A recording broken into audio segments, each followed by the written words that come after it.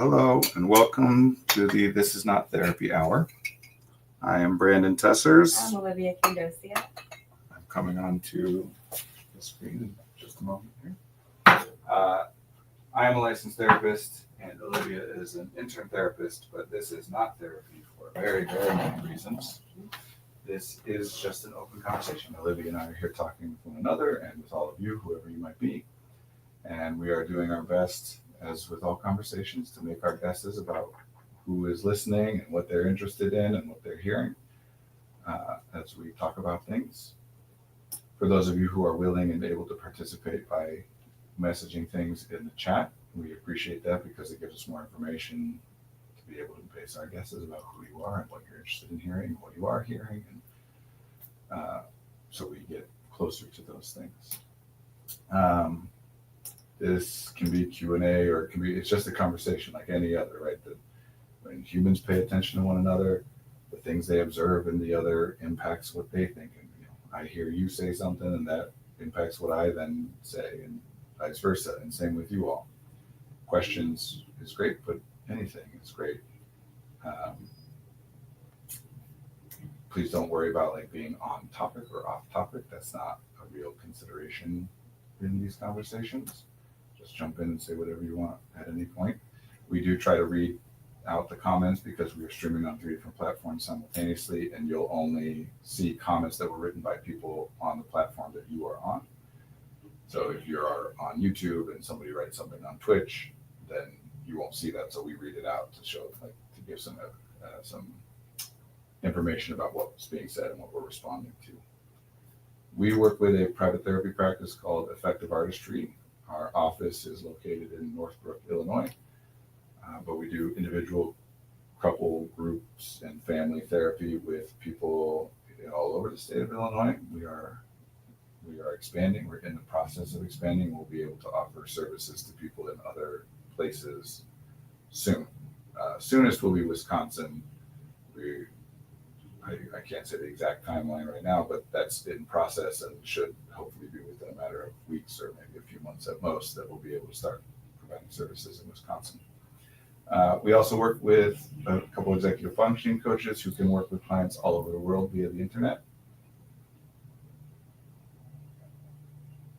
Is that it? Am I missing anything? All right. Nailed it. I'm going to adjust the camera just a little bit. The view is still not quite right. This part always weirds people out when I adjust It weirds me out. the view, like while it's live. People are like, "How is everything moving around?" We use a virtual studio, just like all streamers. That had a very like Mr. Rogers intonation to it, just like all streamers. It did. He's my personal hero. You're the one who told me about his documentary to watch when we first met. Probably. Yeah. I love that documentary. Yeah, it's great. I've never seen the like biopic, the Tom Hanks like fiction. No, I haven't either. No. But I get the name confused. I think the movie was called "Won't You Be My Neighbor," Something like that. Yeah. and I think the Oh no. the documentary also had the word "neighbor" in it, but I don't remember. But I highly recommend that documentary. It's great. Mr. Rogers, Fred Rogers, is like one of the most helpful and brilliant like philosophical thinkers in terms of like individual, I say things like therapy is applied philosophy, not applied psychology. So in terms of applying philosophy to individual people's experiences and how to help and be helped and whatever, he's just genuinely brilliant in his thinking, but even more than that, it's impressive in his ability to communicate these things. Mm-hmm.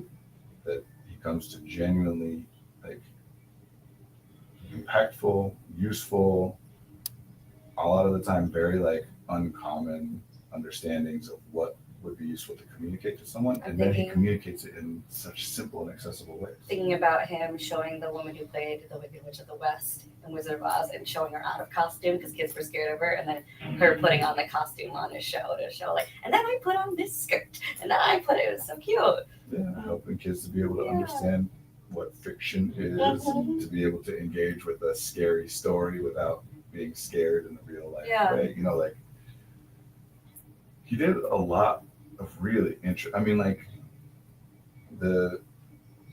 I want to say it was the day after, because I think he originally filmed live or like made his episodes, you know, the day they were aired back in the early days when he was like, it was black and white, and I think it was just run on like local Pittsburgh stations, public access.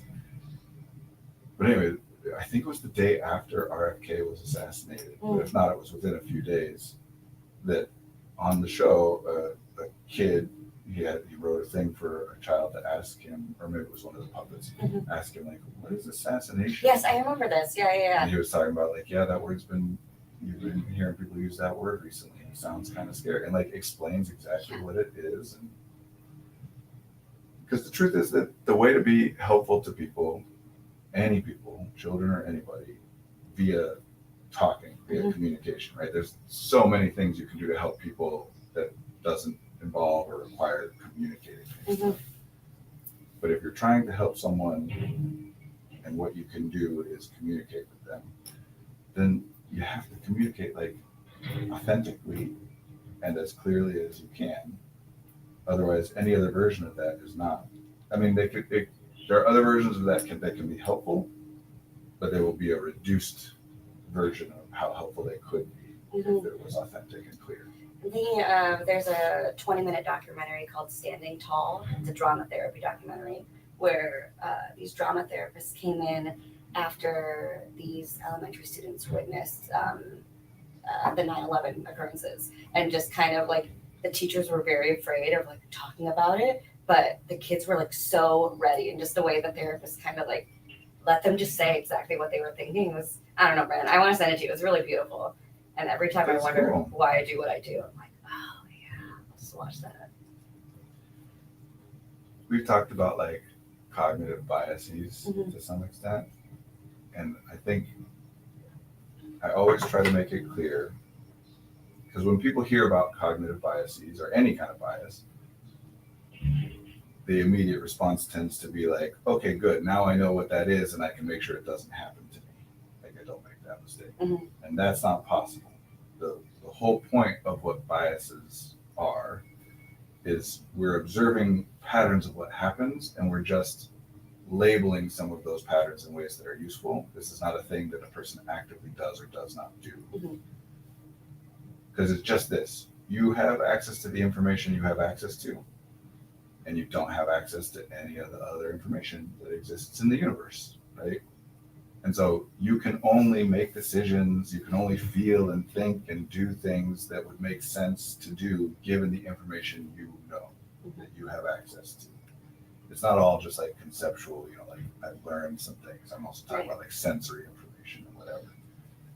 You only have access to the information you have access to. So we are limited in that capacity, and therefore we do all kinds of things. We think, feel, and do things all the time where it turns out afterwards or later on, like, oh, that didn't go the way that I thought it would go, right? Like, because there was this thing that had I known it at that point, or had I been aware of it at that point, or consider, you know, whatever. So we make mistakes, humans make mistakes. People think of it as like a personal failing. It is not. It's just the result of the fact that we are limited. And then we do our best to try and identify any patterns in those mistakes, both for us as individuals, like, oh, I keep making this same mistake, right? But also over the population of humans. Humans have a tendency to make this mistake, right? So one of the biases in our culture, especially, not unique to our culture, but especially pronounced, is people making the mistake of acting and thinking and feeling as though they have more control over everything than they really do, including other people.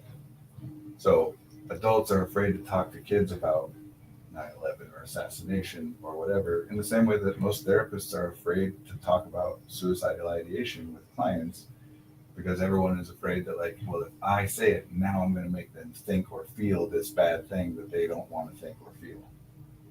But no, man, those kids were already aware of it, were already thinking about it. If they weren't, you bringing it to their attention doesn't cause a problem that didn't already exist. but it does provide an opportunity for you to help address some of the stuff that is causing them problems, right? Like, The wheels on the bus outside sounded like a song. Or is it is that what birds? those are? I don't know. It is a strange sound. Yeah. Yeah, you don't make other people think and feel and do things by saying stuff to them. We do impact one another. We're not in control. And so, yes, this idea that, like, oh, whatever happens with another person, if I spoke to them before that happened, that I made it happen, or I failed to prevent it from happening, or anything like that. And it leaves people, especially kids, in this, like, information void where they want to know about things, but no one's talking to them about those things, which is unfortunate. And that's a huge part of what I admire about Mr. Rogers is that was his, from the very beginning, it was very clear that he always was saying and thinking and acting as though it was true. That children are the same as all humans, just younger versions, right? Like, there are some fundamental differences, of course, right? Because they haven't been around as much, so they haven't had as much time to gather information and develop skills, and their bodies are growing. Like, there are differences, but not in a way that makes them different from, like, categorically distinct from adults. Mm-hmm. So things like adults will tend to think, for example, that if kids really like something, you probably shouldn't let them have it too much because that's all they'll want to do or whatever, which is an understandable thing to think. But then it leads specifically to, like, if a child expresses a lot of interest or joy in a particular thing, they then can have that thing taken from them or be, get their access to it restricted, which over time incentivizes them to, like, not let on how much they like something or don't. But people think that, like, children would somehow respond to that differently than they themselves would, Mm-hmm. right? If there's something that you really love, and then people are like, I'm gonna not let you do that anymore because you think about it too much. Does that make you think about it less? No, it makes you think about it more. And so then it's this self-fulfilling prophecy. They're like, I gotta scale back how much they do it so they're not just thinking about it all the time. And then when you do that, they think about it more, and they're like, oh man, I guess I gotta scale it back even more. And you keep doing the same thing, and it gets worse and worse. Also, if you really enjoy doing something, and somebody with the authority to do so is like, no, we're going to limit your access to that thing. Not only does it not make you think about it less, you think about it more. What do you feel about that person? Not so great. Yeah. And then again, it turns into this, like, they get so angry at me. Like, how would you feel if someone did it? Wouldn't you also be angry? But it allows for, like, this misconception that children are, like, categorically distinct from adults. Allows for all this, like, effectively what a lot of these things allow for is that I can treat them in ways that I would hate to be treated without having to worry about that because I can think, but they don't. This is good treatment for them. It would be bad for me, but it's good for them. Man, I hated going to my aunt's place as a kid because it was, like, food restricted. You have to, like, ask if you want to eat something, but you don't know if you're going to get it or not. Where at my place, it was like, eat when you're hungry, like, watch when you want to watch. And I hated sleepovers there. Yeah, and the funny thing is that people will interpret this. People are so conditioned to think of kids as being like, it just occurred to me, I became concerned that I have not set up the audio correctly. I'm going to check that real quick to make sure. Yeah, I'm using the wrong microphone. Sorry, everybody. Talking to a void. Hello. Okay. So they were able to hear us, or at least, theoretically hear us. But it was more cut out, probably. It was the microphone on the computer over there, so it was just much quieter. Now it's back to the correct microphone, so theoretically much better. Apologies if that resulted in, like, difficult or impossible to hear audio. Let us know if you're hearing anything, like if it sounds good or it doesn't sound good. Please let us know in the chat. People could, if they couldn't hear us, just, it's like when you put a movie on mute and then you make up the dialogue for it. They could do that for us. They could. I don't do that. I don't That's need. a universal thing. It is a universal thing, but I don't do that either. But I'm saying I don't know that if I don't do it and you don't do it, then it's not a universal thing. It's just a thing I've seen. I've heard of it. Yeah. Like things that couples do with shows that they watch together. I've heard of it the only examples I can think of are like pop culture. Uh-huh. Like, look how quirky this couple is that they like to do this Sure. thing together. Sure. I don't know that I've ever met anyone that's like, yes, we like to take time to put on a show but mute it and make up Yeah, our I think own story. I agree with this. Yes. Because like you can do bits on my wife and I do bits all the time. Yeah. We make stuff up all the time. We don't need to like put on a show that's muted Totally. to like enable that. Totally. Yeah. Anyway, maybe people were doing that, and that would be funny if you were. That's cool. I'm not discouraging it.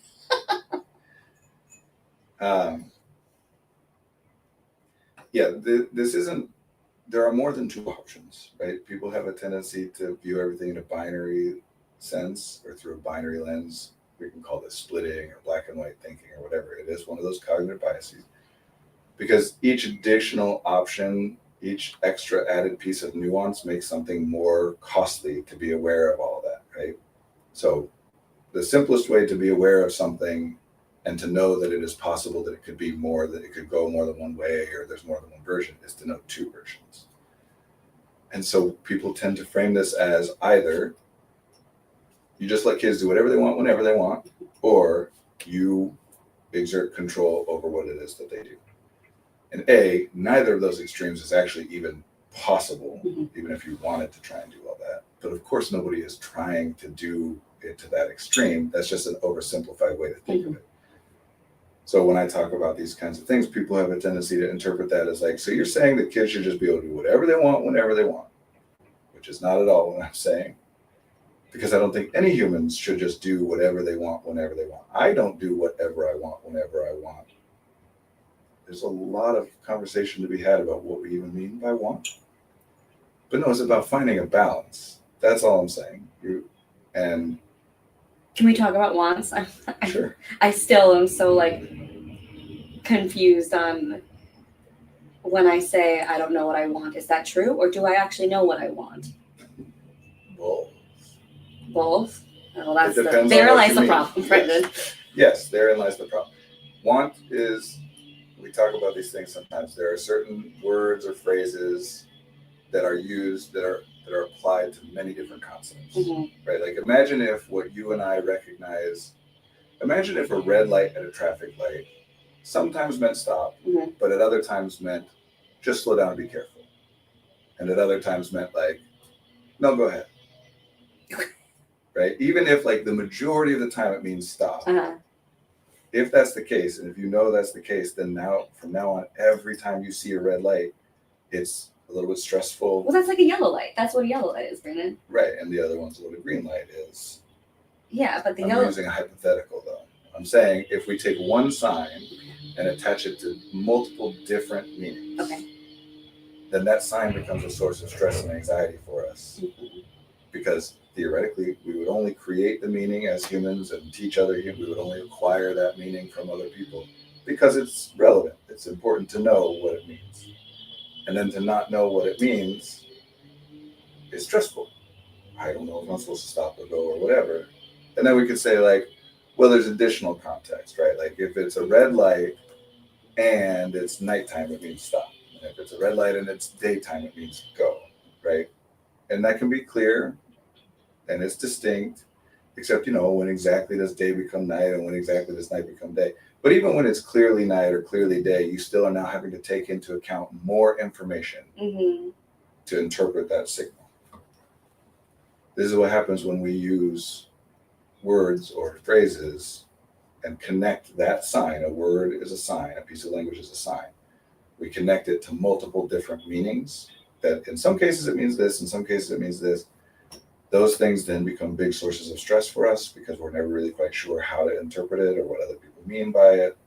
Even if we're like, oh, but it's pretty clear that, they meant want like this in this conversation.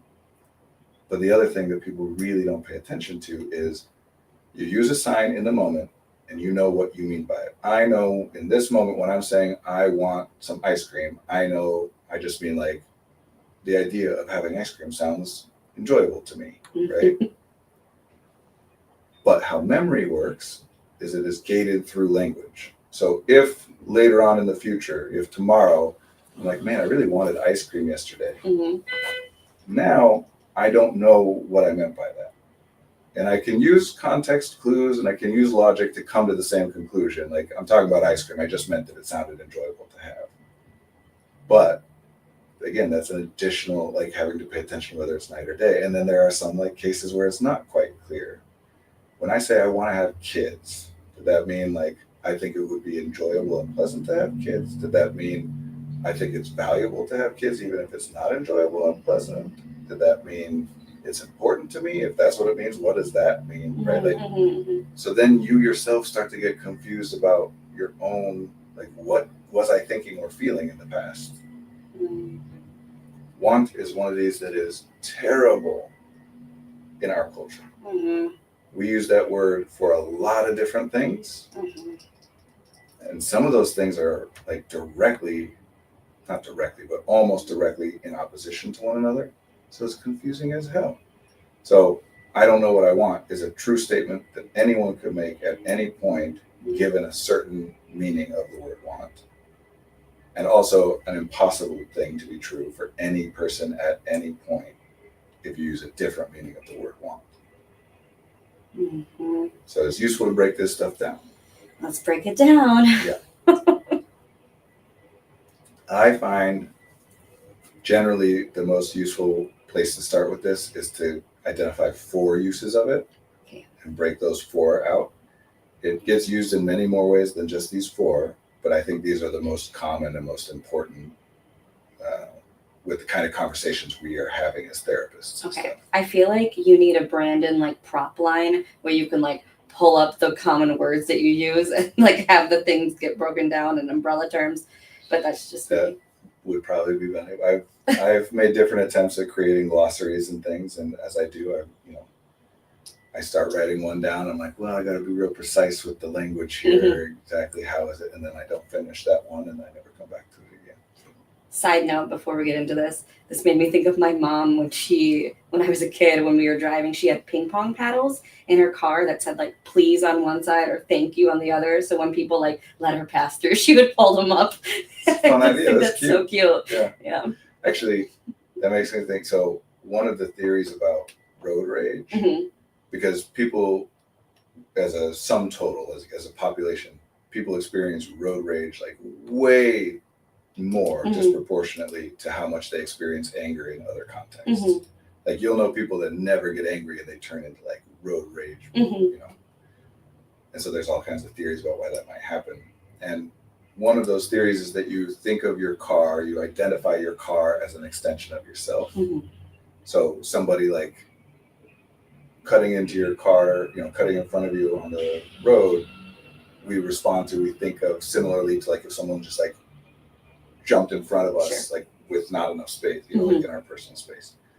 And there's so much communication that people do that is just to address things like that. They're like, oh, I'm so sorry, excuse me. Right.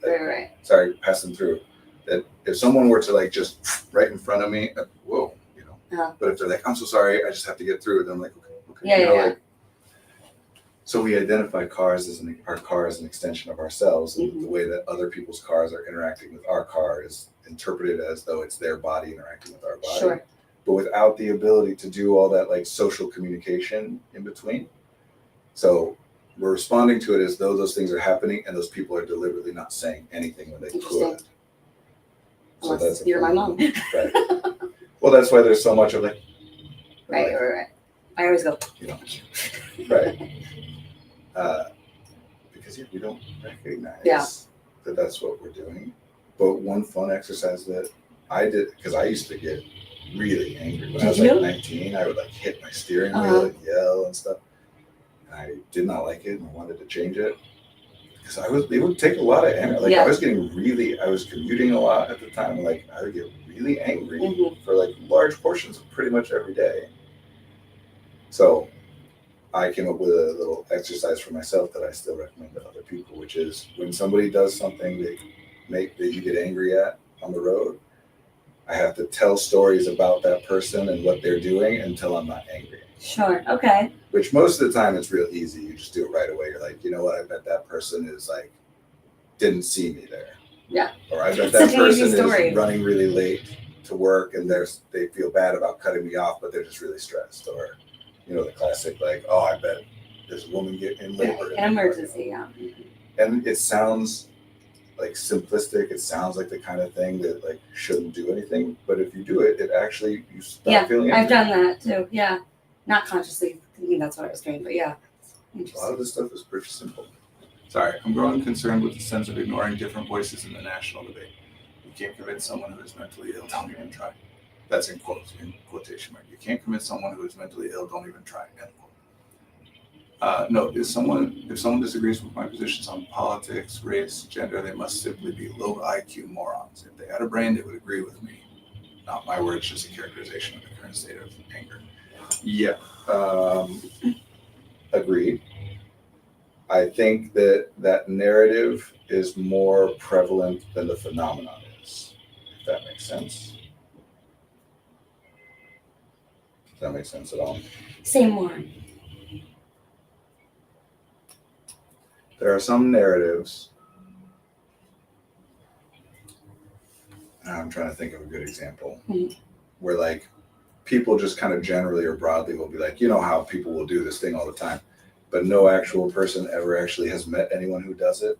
So the narrative spreads a lot more than like any evidence that the narrative is real. And I think there are some things that kind of, some criteria that if they're met, it's more likely to be one of these things that the narrative gets spread more than is proportionate to how much it's actually happening. In this case, I would not say that this is a thing that doesn't happen. It definitely does. We have lots of evidence that there are people who think like, if anyone disagrees with me, they're either mentally ill or dumb or just deficient in some way.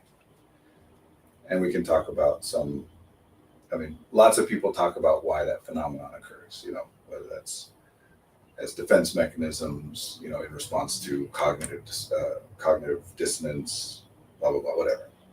And I think there's a lot of truth to that, but a lot of people talk about that, so I don't know how useful it is for us to add to that part of the conversation.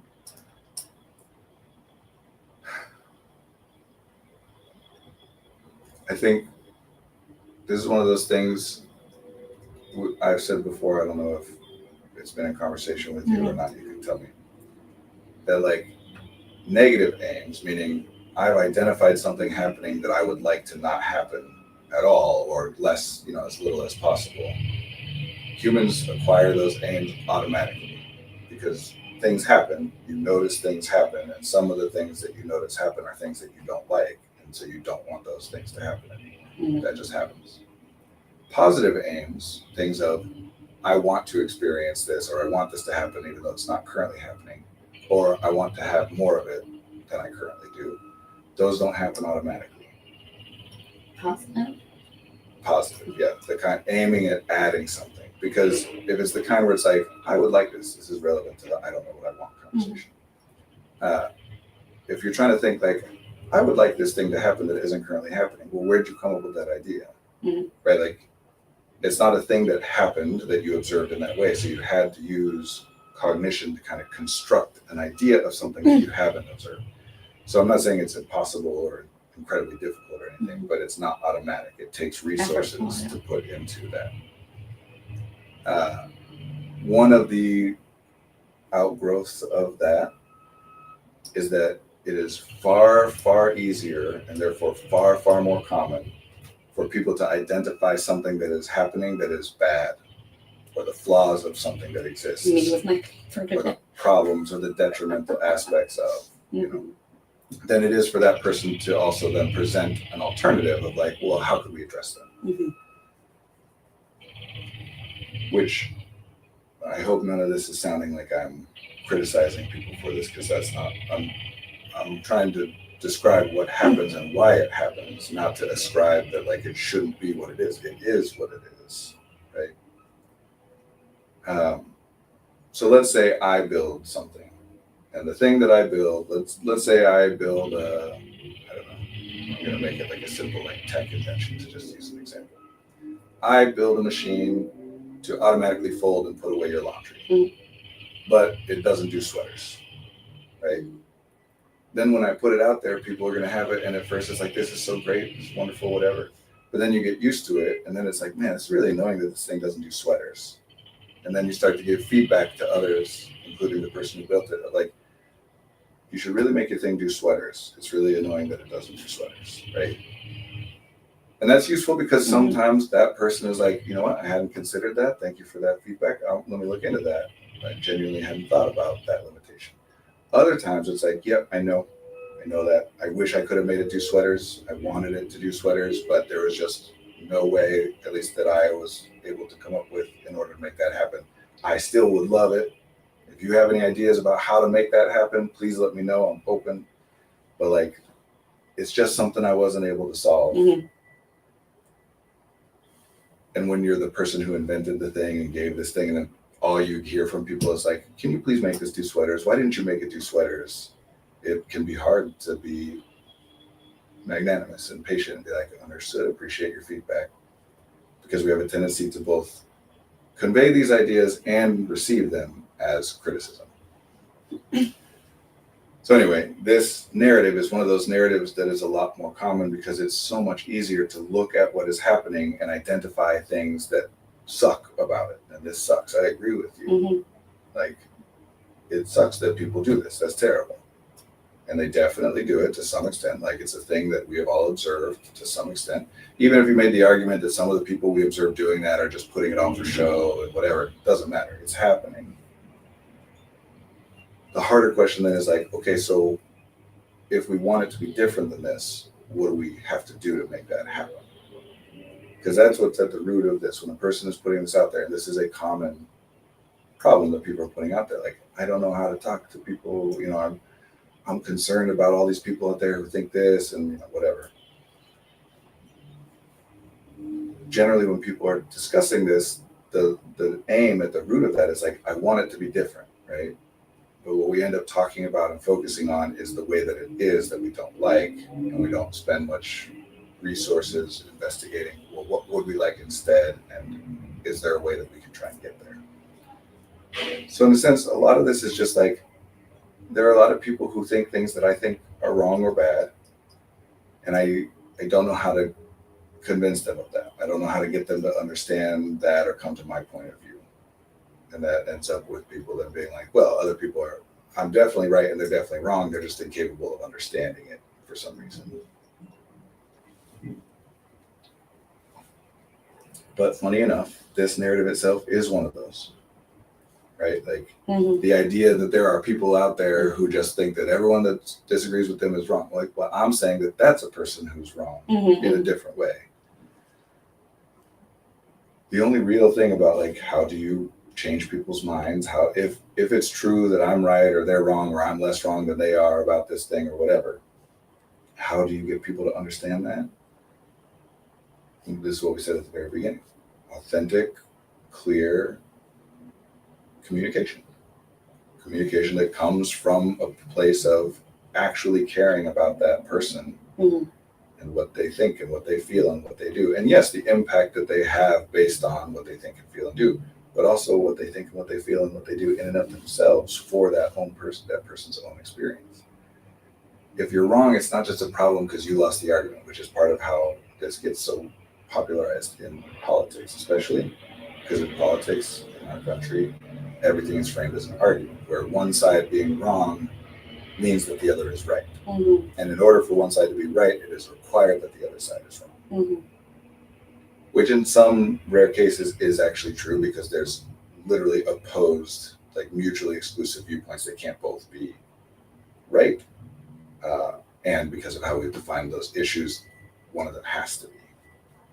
But the vast majority of it, right? Like, if we should raise taxes by this percentage and fund it, this thing to this amount versus this percentage and fund that thing that amount, these are not fundamentally opposed things. They're different ideas of how to try and accomplish something. And people will talk about that, especially in our country, and like look back at the halcyon days, you know, the perfect, you know, we used to have disagreements, but be able to get along. And I think there's truth to, obviously there's truth to, like, there's been a shift in how people go about doing this stuff. But it requires remembering that part, that like, there's not a right answer to these questions. And again, I want to be clear. Some of the questions, and especially the ones which are highest profile and that people talk about the most, are conceptual questions, not policy questions. And so those ones because we have defined them a certain way, like, ideas about abortion and ideas about LGBTQ support, there are some of these things where in a conceptual philosophical way, yes, there's a right answer to that because we've defined the conversation with the constraints in mind that we're defining it in a way that it can be answered correctly. But even in those cases, when it comes to actual policies and actual legislation, then it starts to get into nuance where some things you can be like, no, that's definitely off the table. But some things it's like, well, there's a threshold here, right? So we just like to engage in the conceptual ones where it's possible to be right without having to get into the nitty gritty nuance of okay, but how do we actually in practice make this work?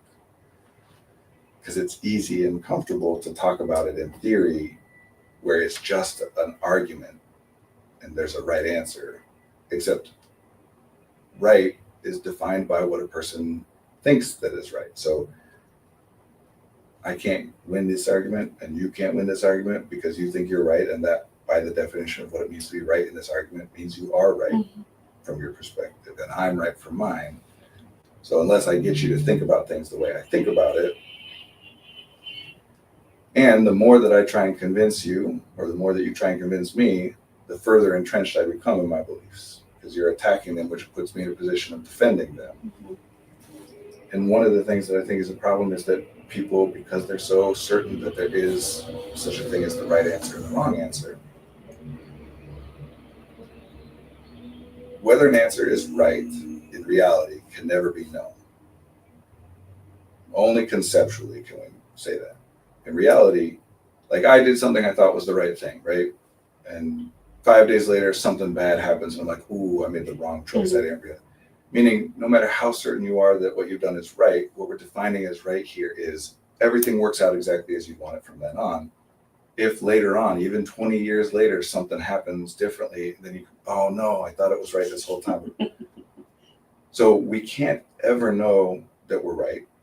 All we can know is that we're wrong in this context, right?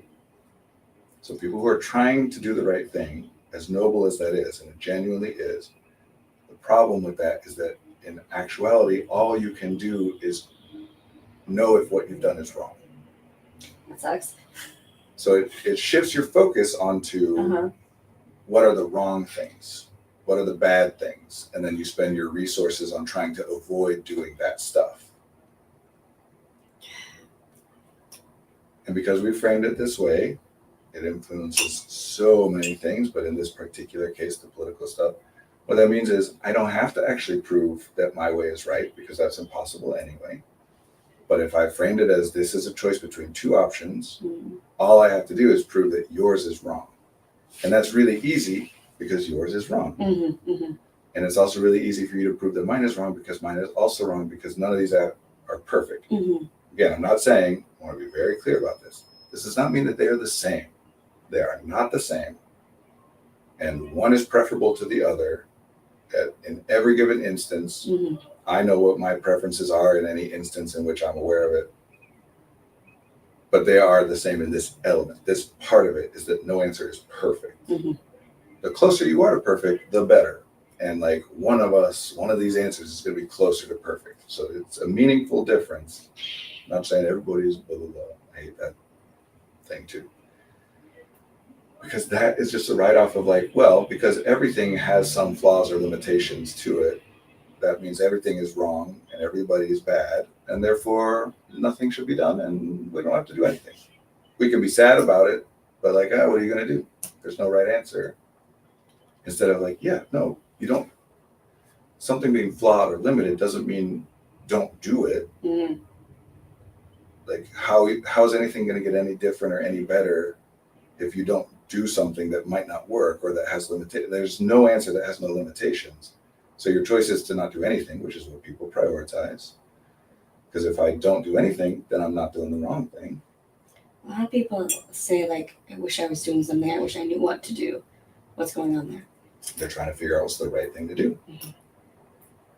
They're waiting for an answer, not waiting in the sense of not being active. They're thinking, they're looking, they're trying, they genuinely want to know what's the right thing to do, but you'll never know that. Yeah.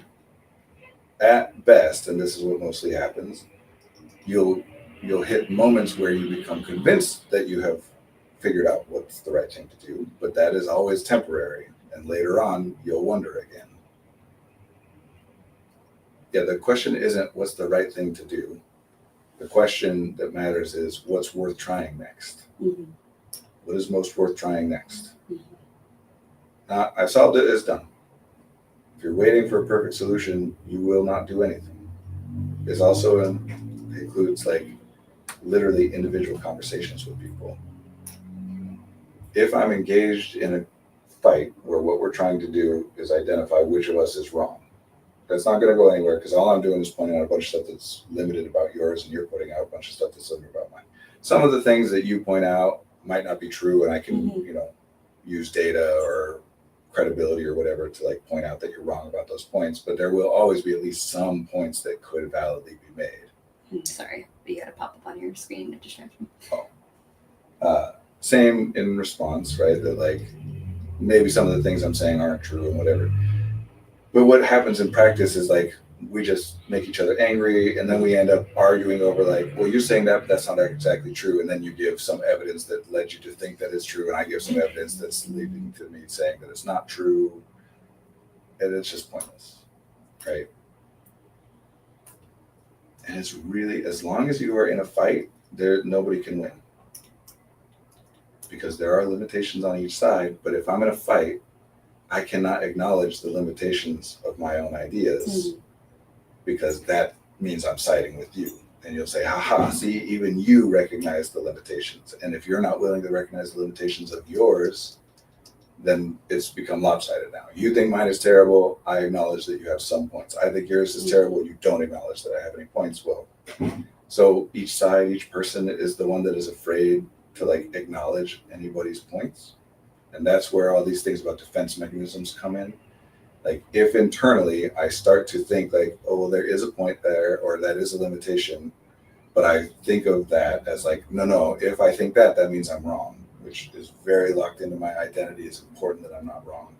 That's when I then engage in these illogical or irrational or cognitive biases things to be like, no, I reject all this evidence. It doesn't actually work. Notice that this thing that we're all noticing and everyone's talking about, people are getting angrier and angrier and angrier about all this and more polarized, right? I don't think that's true of every individual, but as a trend, right?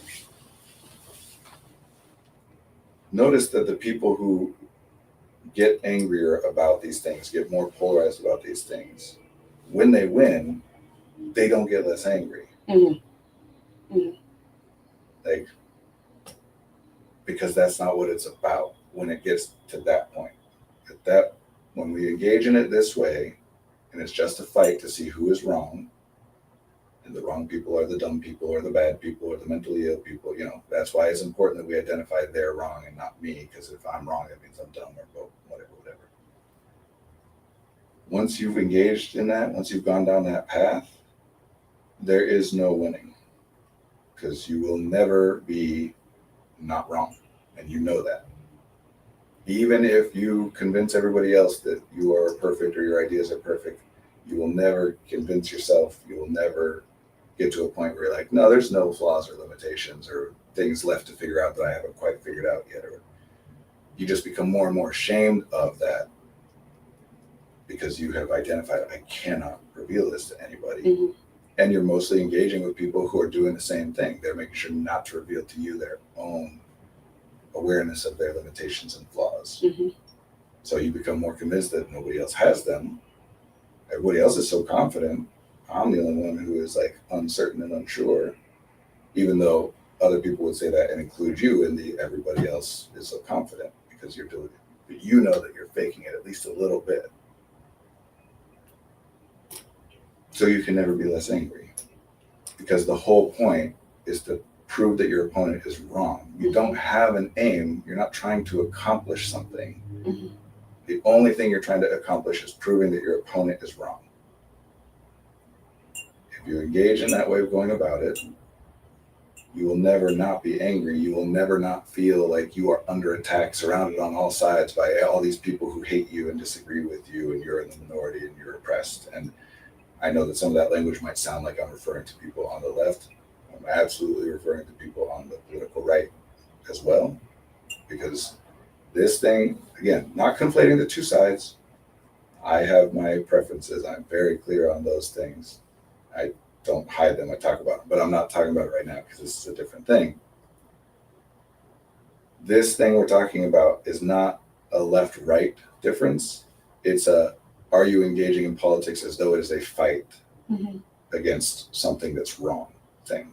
If you are doing that, the specifics of what you think are not going to change the elements I'm talking about. The fact that you're going to get angrier and feel more lonely and isolated and surrounded by enemies. And that even when things move in the direction you want them to move, you'll celebrate for a moment, but you'll still be just as angry and just as scared. So what's the alternative, I guess? I mean, what's the other way to look at it? There are many other ways to look at it, but we can mostly lump it up as this. What's worth trying next? And I don't mean that, to be clear, I don't mean that in the sense of like you and I having a discussion about federal policy, what's worth trying next. Because you don't make federal policy and I don't make federal policy. So that conversation is purely academic for us. Maybe it influences, like if there's something on the ballot or whatever, maybe. There's, there's some very narrow margins where you and I discussing something might impact, we would do something differently, vote differently than we would have, or donate money or volunteer or do something differently.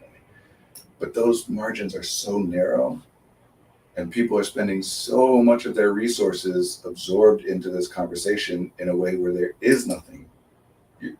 There's not a way to be as involved, like spend as much of your time as you do reading and listening and watching about politics and talking about politics. There's not a way to do all that without it being a fight. Because, there are limits to what you can actually literally do as an individual. There are limits to what can be done in reality, even by other individuals or whatever. I wanted to get back to the wants thing. But look, I'm not the only person that would suggest that this shift, if not started in the early 90s with the advent of C-SPAN and cable TV and Newt Gingrich in the 1992 Republican Revolution, if not started then, certainly kind of solidified and started to advance at that point. And again, this is not me thinking this, or this is information that other people have shared that just makes sense. That the biggest factor in all of that was the 24-hour news.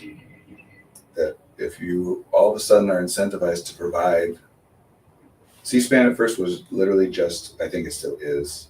I don't know what C-SPAN. It's a cable channel that just had cameras on the floor of Congress. So you could see what was happening in Congress like 24 hours a day, basically. Which is great. Again, almost all the things we talk about, it makes sense every step of the way why people would do that, and there's benefit to doing it, and then it's just unknown things that can't have been considered for, because that's great. More information, more access, right? Not forcing anybody to pay attention, but giving them the opportunity. But then some people, and Newt Gingrich is generally considered to be like famous for being the first one to really get this better than anybody else, realized that what everyone had been doing, what we're doing here is about us and for us. And they just happen to be able to watch it. Some people started to realize, no, we can do it for the camera. And we can appeal to people in that way. So they started doing things like that. Things that didn't serve a practical purpose, but did convey something in front of the camera that helped with something. If you're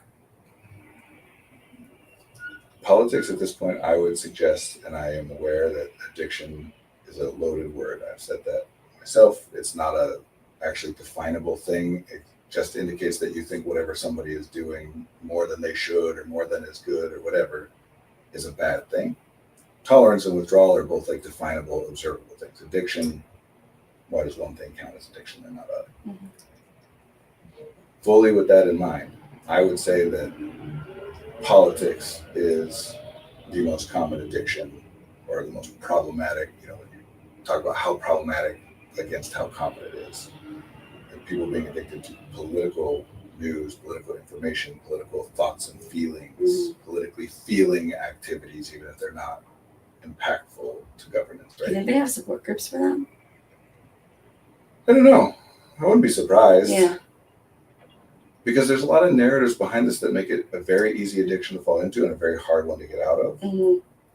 Because unlike other things that we generally culturally identify as addictions, you can make arguments that this is not only not bad, but that actually not paying as much attention is bad in some way.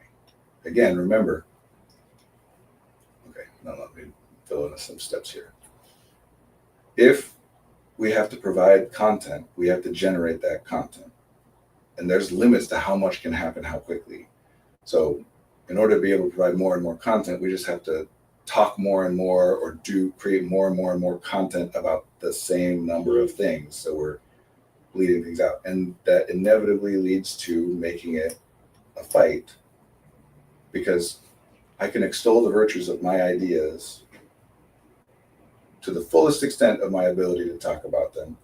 And then there's a cap on that. What else do I say? What else do I do? But if I'm generating content that is about how terrible what somebody else is doing, like, things are flawed and limited in infinite ways if you look closely enough, especially if you're willing to create narratives and make connections and whatever. So when you have to present a bunch of content, it inevitably over time becomes about trying to tear down the opposition rather than building up your point. And so over time, that's happened more and more. And again, this is not a left-right thing. This is if you are in the business of providing tons and tons and tons of content about a thing, then this is how you engage in it over time. You can start out differently, but over time you will end up here. And then it just becomes a fight. And so part of that is people recruiting others to the fight, right? Like, how dare you sit on the sidelines here? How dare you, I wish I had the privilege to remain out of it and above it all, whatever. And those are good things to say. I mean, those are good, effective arguments because there is some truth to them, right? There are cases where knowing certain things would impact what you do. You would think or feel or do something differently if you had access to this information than you would without it. Mm-hmm.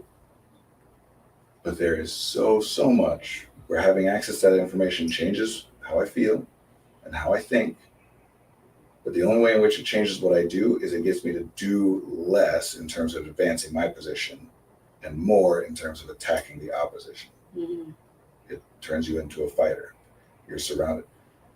The war on Christmas is a good example of this, right? That we, again, man, I'm really trying to be clear about some of these things, and it's helping me to understand where I have some concerns about what could be interpreted off of what I'm saying. There are real and meaningful and very important differences to me between different political perspectives and different ideas and leanings and whatever. This conversation, though, this element of it is not one of those things. This element of it is unimpacted by the specifics of which things you think and feel, only about how you engage in these things. And one of those things is that you will eventually be presenting a narrative and genuinely internalize and believe this narrative where simultaneously you and the things that you think are the popular things, the correct, the normal, most people agree with you. And also you are an oppressed minority and everyone is out to get you. And you are one of the few that understands the truth. You'll believe both those things at the same time, Mm-hmm. which is obviously impossible. Say them again. That you are a member of the majority. Everyone knows that this is the right, except for some, strange fringe people. This is the calm reason, what everybody reasonable would believe. Mm. And also, you are one of the very few people who understands this, and everybody else doesn't get it. And you are at war with the majority of the world. They're out there against you. Mm. You have to think both of those things at the same time. You'll see it everywhere when you look at people who are engaged in things in this way, where they're just trying to win the fight. Mm-hmm. And I used the war on Christmas as an example of that, but there are many examples all across the political spectrum. That's just a famous one that is used for this exact purpose. And like, everyone's out to get us. Right. But also like, here we are talking about this in a very public way Sure, without sure, any sure. actual things happening, Right. We find one little edge case here and we're going to make a big deal out of it. Mm-hmm. Because we have to be like, only fringe people would be against us, but also everybody's against us and we are the noble warriors resisting. Fascinating. It sucks. And yeah, call it armchair quarterbacking or whatever, It's people trying to win the fight instead of people trying to actually change the world. Like, and I don't mean change the world in the grand scale of like drastic changes to change and say, I mean like have a meaningful impact on what happens so that things happen differently. It's not that there's no utility in any of that. I'm not blaming people for doing it, not people who engage in it personally, and not even the professionals, not all of them anyway. I mean, obviously there are ones that there's a way of doing it that I really dislike and have problems with, but I understand the incentive structures and the opportunities and options that are presented to people to get them going in certain directions, even if I think what they end up doing is not good. Mm-hmm. Yeah, that's it. You can build or you can destroy. And to me, that's what politics has always been about, building the future you're trying to build, right? At its core, politics is an outgrowth of scaling up a community. We're trying to get more and more people involved with one another in a way where we benefit from each other and impact one another and influence one another to some extent. And as that starts to scale, we have to start to put into place different systems, and many different systems have been explored and attempted. How do we organize all this? How do we make this work? And that's whatever form of government you're talking about, that's what government is. It's an attempt to organize large-scale communities that are large enough that you can't do it the way humans have always done it, where it's just 50 of us to 200 of us like interacting with each other directly. Mm-hmm. So the question has always been like, if we're doing this, there's value to having a large scale community. There's also a cost that is paid for it. If we're paying that cost, what is the value we get out of it? And then people have arguments and disagreements about what is the value we should be going for and what is the best way to get there. Even if we agree on a particular value, we disagree on what's the best way to get there. That's building, that's trying to make something. As soon as you become engaged in the work of trying to oppose your opponent instead of advance your own position, you have now shifted into, you're trying to destroy things, mm-hmm. not build things. Mm-hmm. And that's understandable, and nobody's bad or wrong. It's the easier. Building a building is really hard. There's only one way to do it, or a very narrow set of ways to do it for it to work. Destroying it's real easy. Mm-hmm. It's like infinite options. Part of what I was talking about, to make points and advancing your own position is very difficult, and it requires constant maintenance, right? To use this metaphor of the building, even if you build it well, like it's just time mm-hmm. is going to destroy it, and you have to constantly be tweaking and modifying and fixing and updating. It requires consistent effort. You have to build it and continue to put effort into maintaining it. You don't get to be like, no, I built that one, I figured it out, I'm moving on. Which is difficult, and it means that each individual human can only do so much. If you have to keep putting resources into even just maintaining what you've built, you can't fix everything, you can't build everything, which to me is the point of community, that we work together, and I'm working on maintaining this thing and you work on maintaining that thing, and we benefit with one another and we communicate with one another. But if you switch into fighting, have you heard the concept of a politics of abundance? We don't have to get into it, but it sounds similar to what you're talking about. I've heard the phrase, but I don't know what it means. I would be interested. We have to wrap up fairly soon, though. But I would be happy to know more about it. And if not, I'll look it up later. The arc of history is long and it bends towards justice, right? Like, I do believe that over time, not each day as opposed to the last, or each month or year or even decade as opposed to the last, certainly not on every metric. But like over time, things in a broad sense, trend-wise, get better for humans broadly.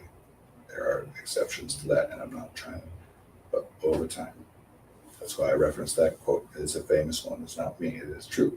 Who says it? I'm not confident Okay. because it's one of those quotes that I'm pretty sure gets attributed to a bunch of different Okay. people. Okay. I've heard it attributed to Martin Luther King, but I'm not sure that is true. Gotcha. So, but the point, like, we can sit here and debate, are things better or worse than they were a year ago or 5 years ago or 10 years ago, especially if we identify a specific domain. Are things better or worse in this way or for this kind of person? We can sit and debate. But for the most part, exploring it would lead to a tangent that would take a while. Fair enough. Maybe next time. Or maybe not. Whatever. But for the most part, nobody would be like, yeah, I'd rather live 200 years ago than now. Right. For the most part, nobody, even different oppressed identities. Again, exceptions to that in given times and spaces and contexts, but those have been temporary, Pretty sure that one is MLK. Okay, good.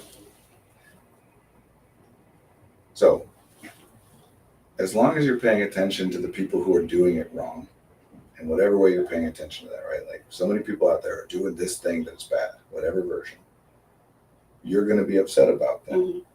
And you're going to pour more and more of if you think it's important, you'll pour more and more and more of your resources into observing it, which will be more and more and more upsetting because you're doing it in an effort to figure out how to solve it, whether you think about that or not. The reason you're paying attention to people doing bad things is so that you can figure out how to make it better. Otherwise, what would be the point? But some things, especially narratives, they're constructed in such a way that there is no way to solve that thing. So the question of like, okay, so how do we engage in this political conversation in a more constructive way? The answer is you don't engage in that political conversation at all. And you engage in political conversations far less than the extent to which people who are doing that are doing. Again, that doesn't mean don't have thoughts or hide your thoughts or anything. It means like, if you pay attention to every problem, it's not that, like, I agree there are many, many problems, many of which are very dire and serious, right? And when you pay attention to a problem, especially one that you don't know what to do about it, it's very distressing, which is a very resource-intensive experience. You pour your resources into just feeling badly because you're aware of this problem that you can't solve. The more you do that and the more problems that you do that with, the worse it gets. The fewer resources you have available, the less you do, the worse you feel. And that doesn't help you and it doesn't help anybody else. Community is a word that is thrown around by a lot of people to mean a lot of different things. It is very important if you really mean it the way that I am using it and that people often are using it to mean, which is like a group of people who are paying collective costs in tandem with and on behalf of one another. Not just people who support me when I'm struggling, but like we have identified that we in some way, we have linked our fates together to some extent in some way, and now things that benefit you benefit me. If you're doing that, the only reason that that is beneficial to humans is specialization. There's no benefit to community if you are exactly me and know exactly what I know and do and feel exactly what I do and feel. The point is, I'm going to cover this while you cover that. And the thing I'm covering benefits you and the thing you're covering benefits me. And we can each do a better job of covering some stuff if we don't have to. If each of us has to worry about acquiring our own food from the wilderness every day to survive, this is a hunter-gatherer society, ain't none of us going to be able to do anything but that. That's what happened in human evolution. This isn't speculation, right? Like, we were engaged in the work of making sure we had the food and shelter and basic necessities to survive like any other animals. At some point, we figured out some ways to start to free things up for an individual or a second, or to not have to spend all the resources there and instead focus on something else. So we'll provide enough. We have created surplus food so that you can have it without having to engage in it. And in exchange, you are doing this other thing that benefits us all. And we can talk about specifics and you can theorize and debate and whatever, but that's the core of it. Humans are community animals. It's not optional to have or not have. People will say, like, I don't have community. And that's true based on certain meanings of the word sometimes, right? Like, I don't have friends that I can call when I need X, Y, or Z. But it is not true because not strictly true, because humans cannot survive without community. Whether you like the other people in your community is important and meaningful. Mhm. It is separate from whether you are in one. Mhm. Whether you want to interact with people in your community, whether you like how your community is going, those are all separate from whether you're in one. You are in one. You turn on a tap and water comes out of it. Other people made that happen, you know. But we become very focused on whether we like or agree with others, which is important also in terms of like what I want to do with particular individuals. The point isn't to like and agree. And I'm not also saying just agree to disagree. What I'm saying is there's a set of things that I believe are important, and I am doing what I can do to make those things happen. And I'm not concerning myself with what other people are doing, even if what they're doing is in opposition of what I'm trying to do. In trying to make what I want to happen, there will be times where I become aware of someone attempting to impede that or work against that.